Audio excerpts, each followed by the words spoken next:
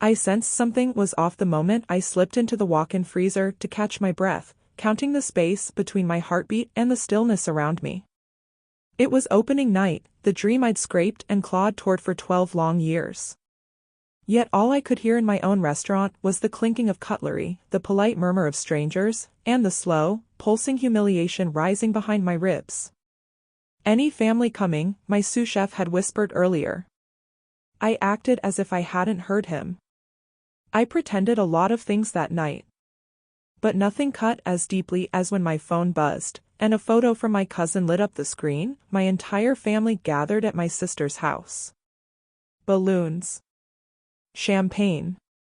Matching shirts that read Samantha's big day. I didn't even know what her big day was. They hadn't forgotten about my opening. They'd made a choice. I stared at the picture until it smeared into colors. And standing there in that freezer, fogging the air with my own breath, I understood something. Betrayal doesn't strike like a blade. It slowly wears you down, patiently, until one day you look around and realize the ground beneath you has turned to dust. I walked back into the dining room wearing a smile that didn't belong to me. I told myself it didn't matter. But it mattered enough that I started planning. It hadn't always been this way. Once upon a time, my family bragged about me as if I were some collective trophy. First to graduate college. First to start a real business. First one who didn't rely on the family for everything. That last one was framed as praise, but landed like a warning. Independence wasn't admirable to them. It was rebellion.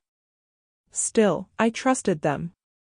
I believed the years of double shifts, saved tips, catnaps in my car between gigs, would count for something. I believed when I finally opened my own restaurant, they'd at least show up.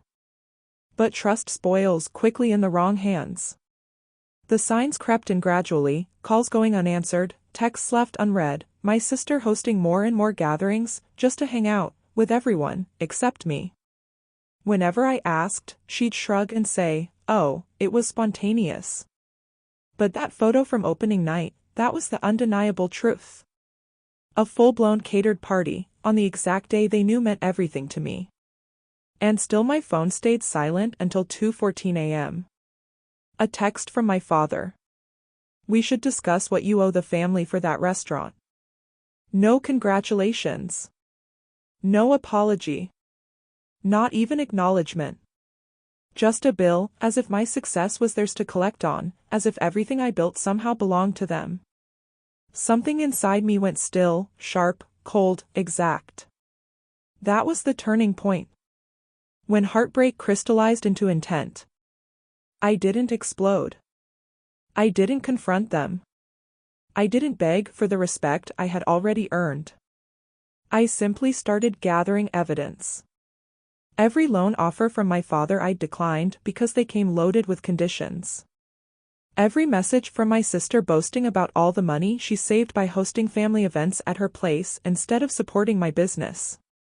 Every moment, documented and time-stamped, where they shrank me to boost themselves. I grew quiet. Focused. Patient. Revenge, after all, is most powerful when it looks a lot like justice. A week later, I sent a group text. "Family dinner at my restaurant this Saturday. My treat. I want to celebrate all of you."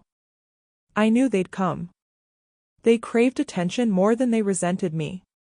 Saturday arrived, and my staff performed flawlessly. We served the finest dishes I'd ever crafted.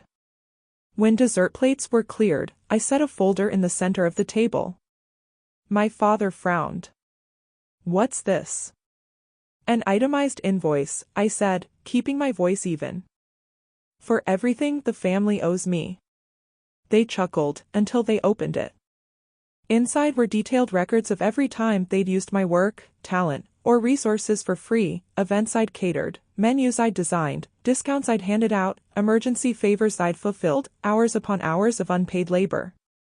And at the bottom, total due, $48,630. My sister's face drained. "You can't be serious."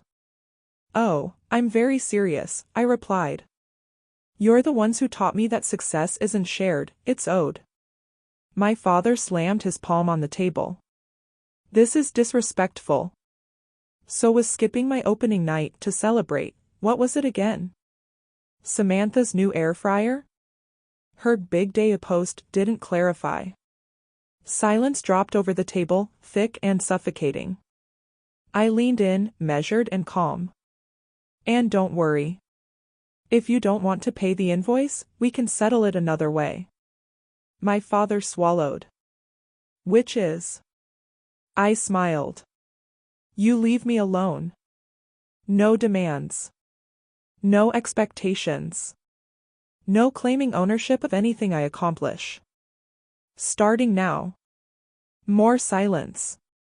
Then, one by one, they nodded. They had no leverage left. When they finally filed out, my restaurant fell quiet again, but this time, the silence felt deserved. I walked through the empty dining room, brushing my fingers along the backs of the chairs, feeling something heavy lift. They had tried to possess me. They had tried to reduce me. They had tried to turn my dream into their bargaining chip. Instead, they lost access to me entirely. I locked the front door and whispered to myself, I owe them nothing.